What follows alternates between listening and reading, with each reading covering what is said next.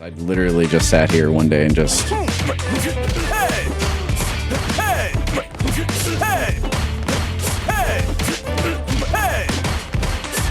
He needs some milk!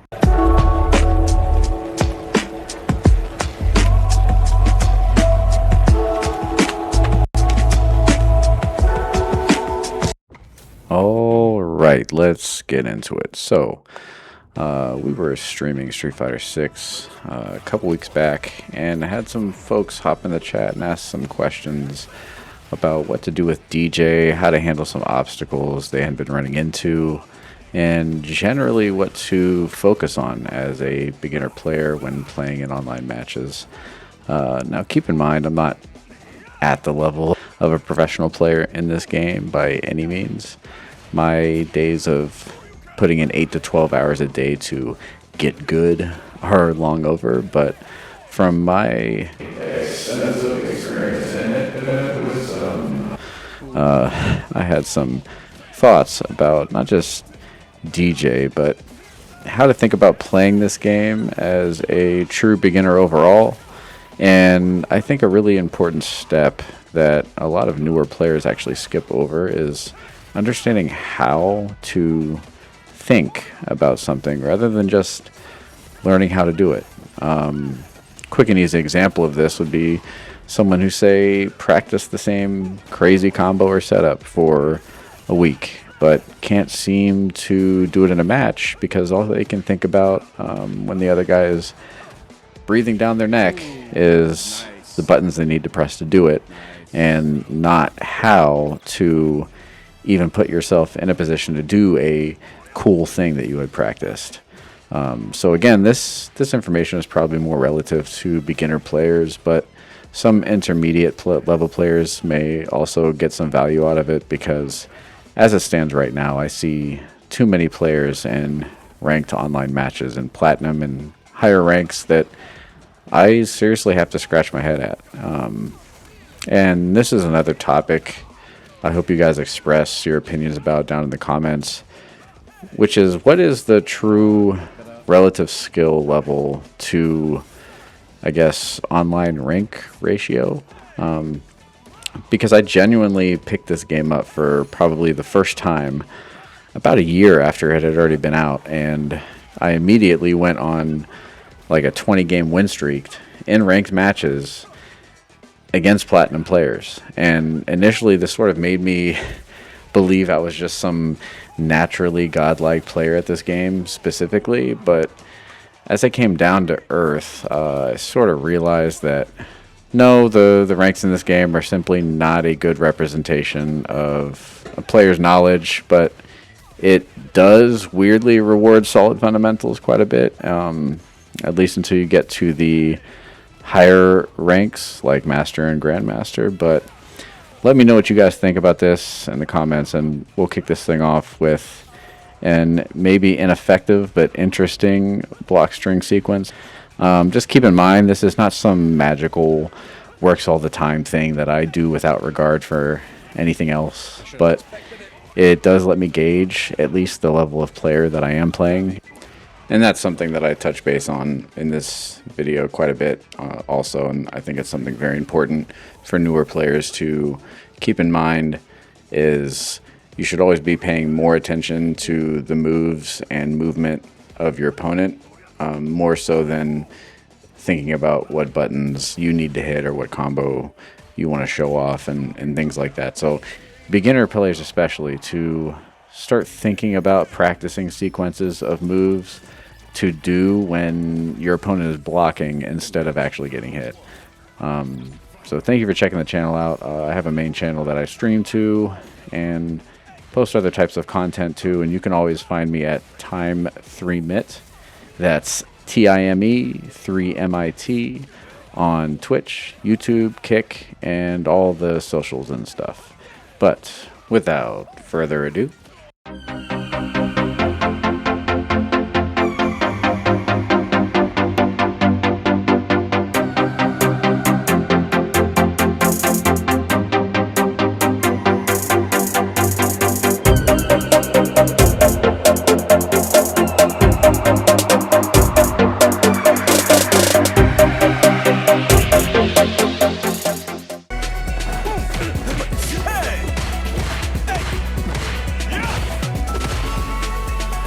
-1, but it's still better than -3. And I'm at the range where they're not really going to punish me with anything. If I think they're that kind of player where they're just hitting buttons, they need to try to counter everything. When I hit this and they block it, I can already have down charge ready. So anything they throw out gets hit by that. Now, a safer alternative.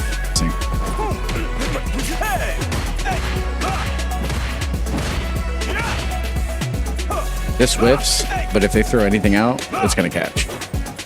Or if you want to be safer, do something like this. I love this sequence because it's literally a left-right mix-up. And most people will not block the cross-up if they're not as used to seeing it.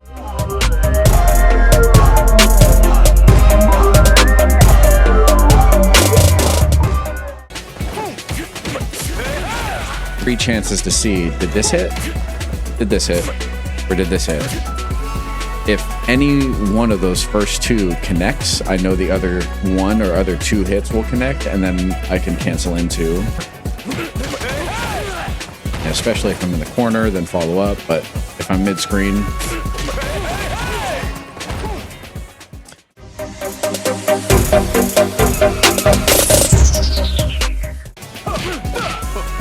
that's a good test to see what kind of person you're playing. Because if you notice they're blocking a lot, or even if they're not blocking a lot, if they block the first two hits of this and you feint into that, you just block. You don't try to follow up, you just do the feint. Just block. There's no move that's going to be able to punish that. If they start trying to hit you immediately, you know what kind of play you're playing.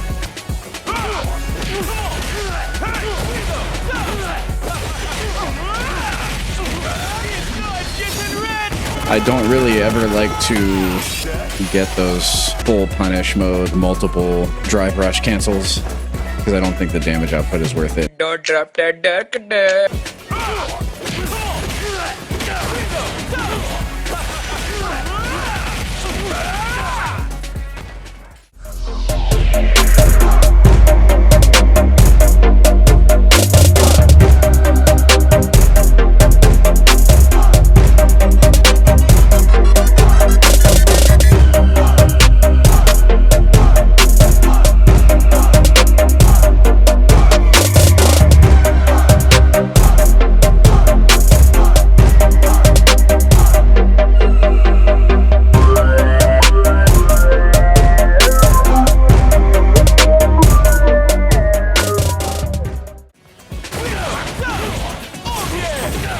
No meter way to finish that one off.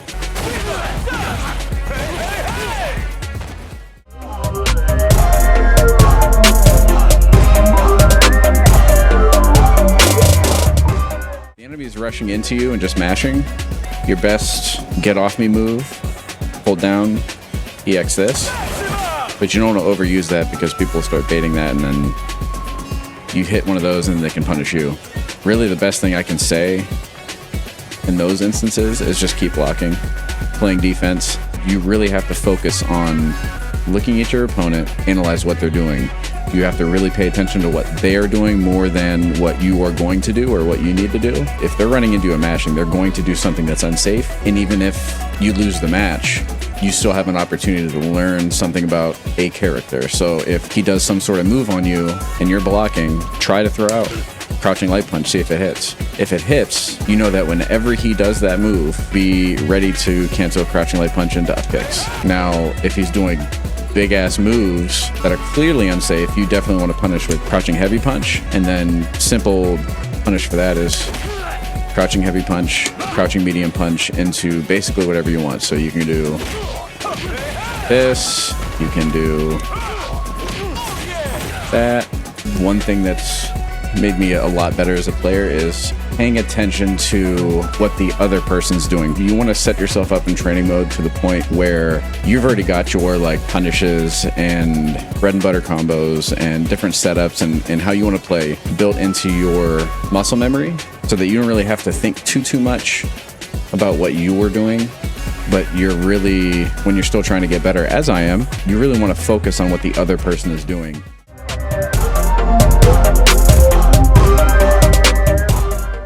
thing I've noticed with a lot of players, and there seems to be this pattern. They'll do this thing where if I start throwing projectiles, as soon as I see them throw and start walking forward, I know a jump's coming. They're getting ready to jump. So I'm gonna throw one against theirs. I'm just gonna stop. I'm just gonna sit and block. Because as soon as I see them throw another one and start walking forward, this will kick them out of the air. And if you hit them high enough,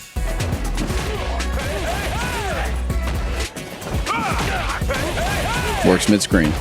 So if you can clip them high enough, you can cancel right into that as a punish. Now, if they're closer to you, that's not going to work. You're going to go underneath them.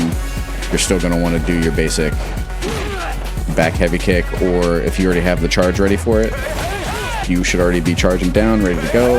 And you got to see what the other person is doing. So if you see him throw a projectile, start walking forward a little bit, you know he's getting ready to jump.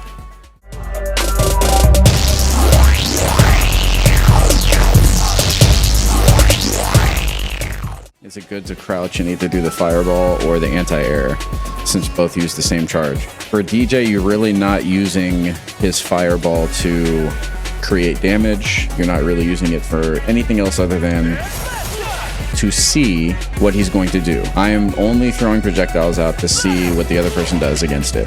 If they simply sit and block, I know they're a very patient person and they don't really care as many as I throw. They're going to keep sitting back and blocking them or parrying them. So I'm going to have to get into that person's face. If I start throwing projectiles and I know they're dashing through them with some move that goes through, or they're jumping over them trying to get to me, they're a more aggressive player, I need to start throwing them and waiting. I'm going to wait. Because now I have to be ready. Is he going to dash into me, or is he going to jump towards me because he's being aggressive?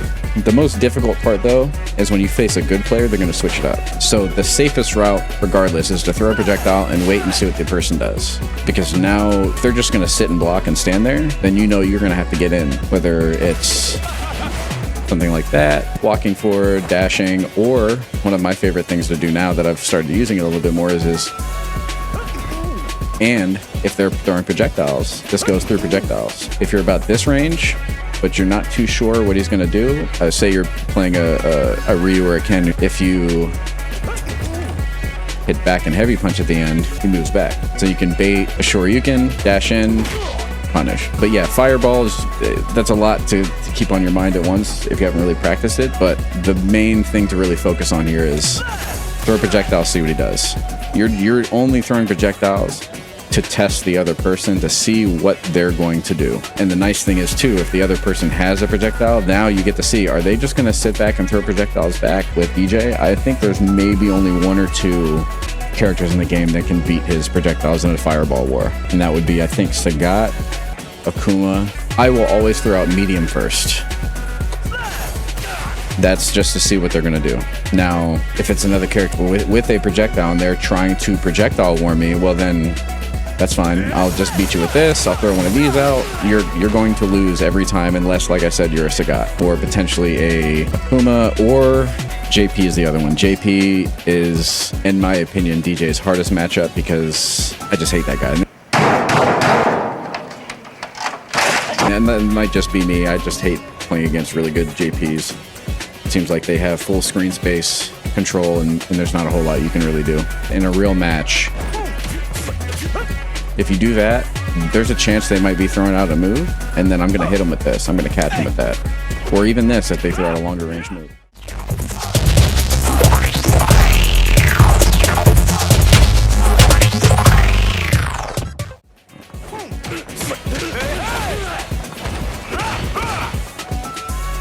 That's safe on block. As soon as I catch him with light kick, light punch, I already know I'm going to be able to cancel into up kicks. Cancel into that, and I know if I jump right away and wait a little bit and then air heavy punch, that is a safe jump. And then because I'm plus 10 on block on that, this move is plus 8 or 8 frame startup, so I'm safe to throw that out, and I'm only minus 2 at that point. So if they block it, I'm still good. If they get hit, I've got a 3 punish. This whole thing that I was doing earlier, I've gotten hit out of it before, but this is really just my own little thing. Now if they hit me out of it, I know not to really try it again or do it anymore unless I think they're going to do something different. But this whole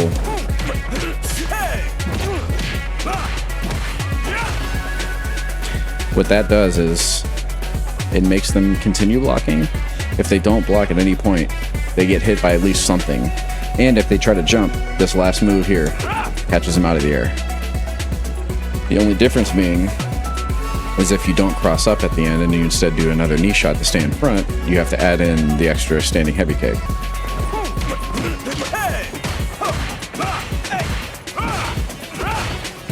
You're -1, but there's nothing that they're going to be able to hit you with.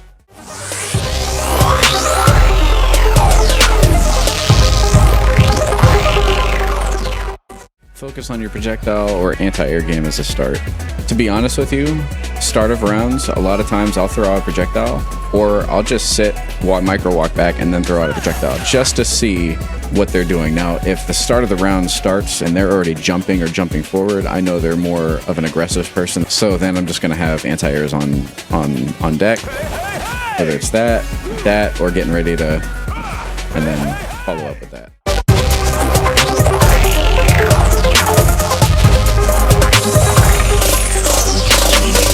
Really just block and wait for your moment to where they do something unsafe, and then you can just, if you don't think you're going to be able to punish with something big like a heavy punch, test things out as you play. Just, hey, can I punish with light punch? Okay, if I can punish with light punch, then I can just do that. And now, with what we just learned, you know that if you cancel with this, you can jumping heavy punch, crouching heavy punch, and it's safe. And because it's -2 and safe, and you're at a certain distance, you could throw out something like this, maybe. So even if they block it, you could do something like this. And that'll typically catch anything else they throw out. If not, then they just have a better button than you, but it's worth testing.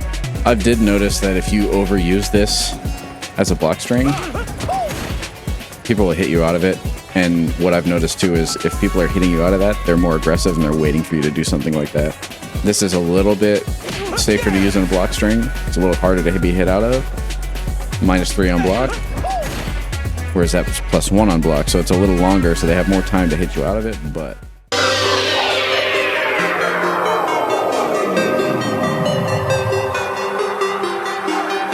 if I'm at this range and I'm jumping in on someone, if I want to confuse them, they're getting ready to block a cross up, I'm going to stay in front.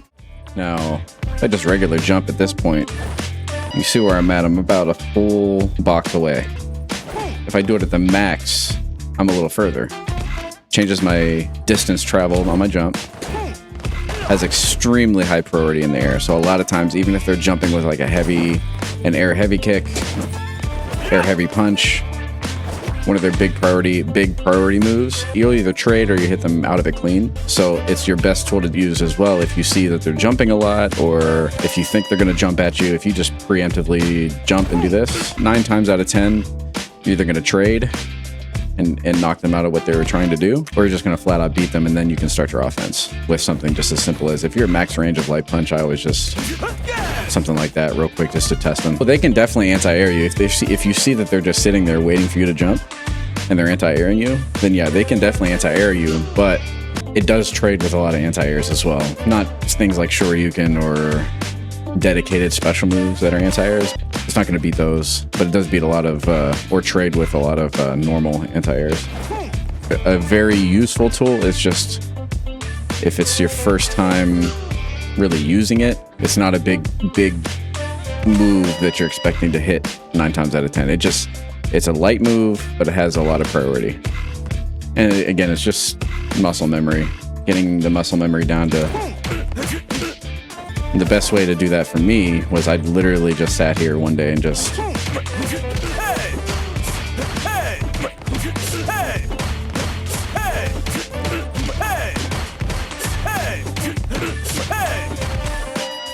until I had it in my magic fingers.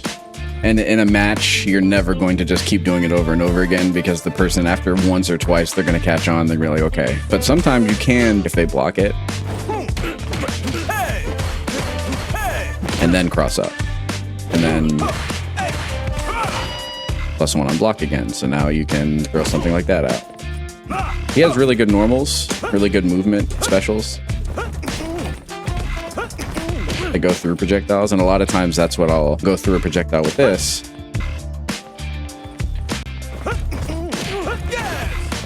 just to see what they do. Now, if I see that they're just kind of sitting back, they're a little bit more defensive, then I can do something like a non+1, so I can throw this out and still be safe. Mostly, I use that if the other person has a projectile and they get projectile happy. It's an easy way to close the distance. The only one at JP is just JP.